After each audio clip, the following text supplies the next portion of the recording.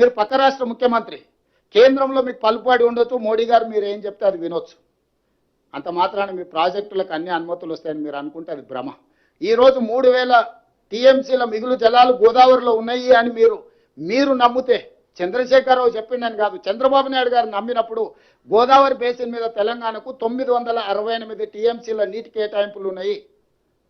518 టీఎంసీలు ఆంధ్రప్రదేశ్కు ఉంటే 968 టీఎంసీలు తెలంగాణకు అలొకేషన్ ఉన్నది ఉమ్మడి రాష్ట్రంలోనే.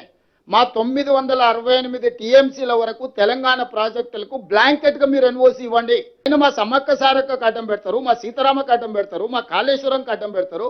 గోదావరి బేసిన్ మీద మేము కట్టుకునే ప్రతి ప్రాజెక్టుకు ఆంధ్రప్రదేశ్ అభ్యంతరం పెట్టి ఆ ప్రాజెక్టుల అనుమతులు రాకుండా ఆలస్యం చేసి ఇగో మిగులు జలాలు ఉన్నాయన్నాడు. మిగులు జలాలు ఎట్లున్నాయి?